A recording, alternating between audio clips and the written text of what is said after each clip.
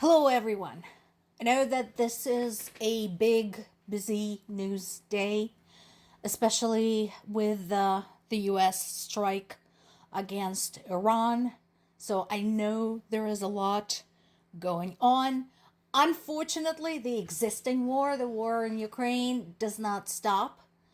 And as I mentioned in the past, all these things are connected.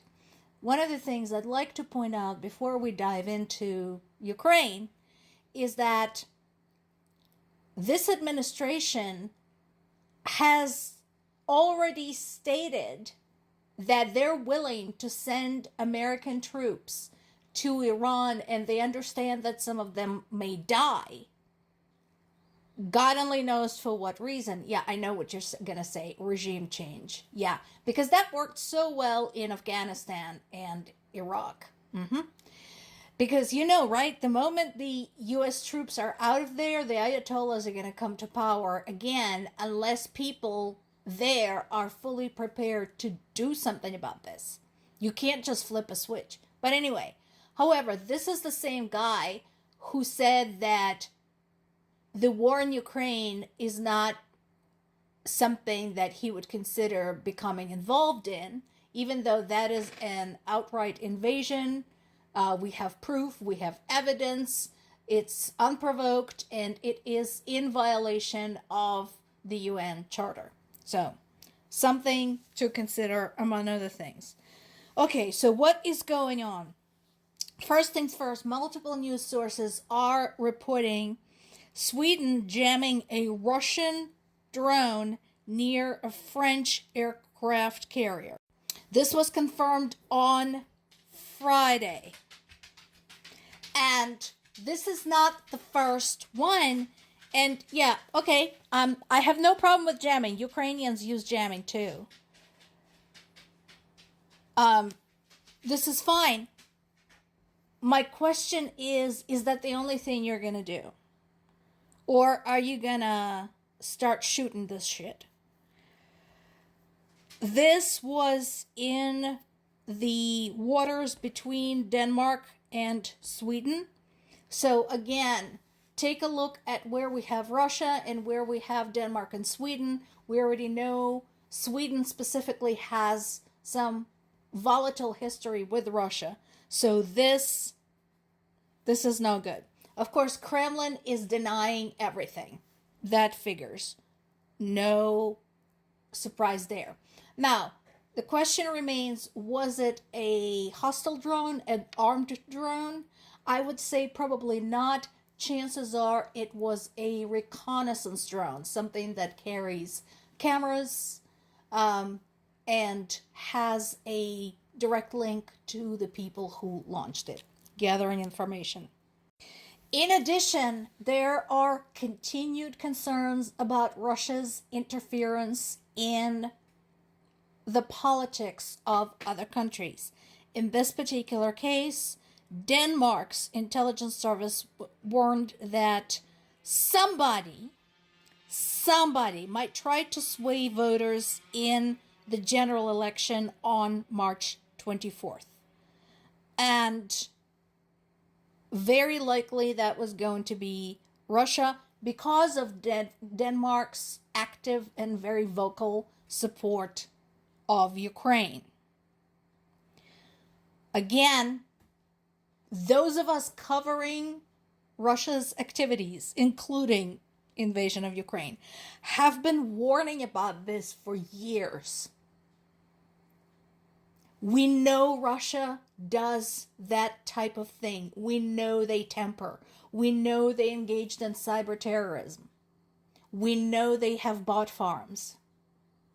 This is just another example. And speaking of which, right now, Hungary's Orban is sagging in the polls. So he's using Ukraine and alleged danger presented by Ukraine as a distraction. Does that sound familiar to you all? How's that sound? And saying that Ukraine is planning to attack Hungary's infrastructure, putting up soldiers and weapons to defend against this non-existent threat. So this is going to be interesting. Hungary's elections are on Sunday, April 12th of this year. So it is no wonder that Orban is feeling jumpy. And there's no doubt in my mind that Russia will try to interfere in those elections as well. People of Hungary, do not let Russia manipulate you. You've seen this in the US. Do not let these people dictate your future. Right now, your current government is undermining your position in NATO. It's undermining your position in the European Union. I'm sure plenty of you are sick of this, considering that Orban is starting to drop in the polls. Vote, vote, vote. Do everything you can to get rid of this parasite. Ukraine and Slovakia, another country that is affected by that whole oil pipeline situation, agreed to hold a face-to-face conversation. Basically, again, Slovakia's government is not much better than Hungary's when it comes to the relationship with Russia.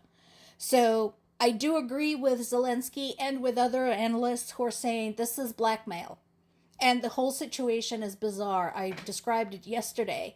They basically want Ukraine to fix and operate a pipeline that belongs to the country and carries the oil from the country that is currently invading Ukraine. That is just messed up. Also, there is the continued ceasefire around the Zaporizhzhia nuclear power plant. That is still going on. And once again, my question to the International Atomic Energy Agency is that, yeah, guys, good on you for negotiating this, for making sure this is taking place, and we are fixing that one remaining backup line. However, what happens when it's fixed? What happens afterwards? You know this will happen again, because at this point it's happened so many times. I don't know how any of you guys sleep at night, because there is the constant crisis one after another. So what happens after the line is operational and the plant once again has some power? There is the continued stories about 55 men from Ghana that have been killed in Ukraine, having been lured to fight for Russian troops by promises of high pay and lucrative jobs and all of that. Right now, it is believed that at least 272 men from Ghana were lured there since 2022. That's as far as we know. Again, remember, the numbers are really, really hard to get. On top of this, we now have a story from Reuters talking about 15 more men from South Africa who basically went through the same scenario. Same thing, same exact thing. And again, I encourage everybody to ponder the political and economic implications on the global level. Because again, had things been all right in Ghana and in South Africa, would they have even fallen for this bullshit? And then there is this piece in Sky News. Find it.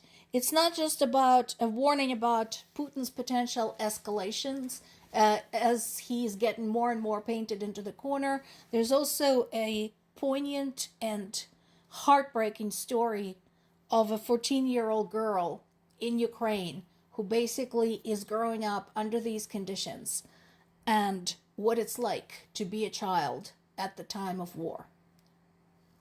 More to come.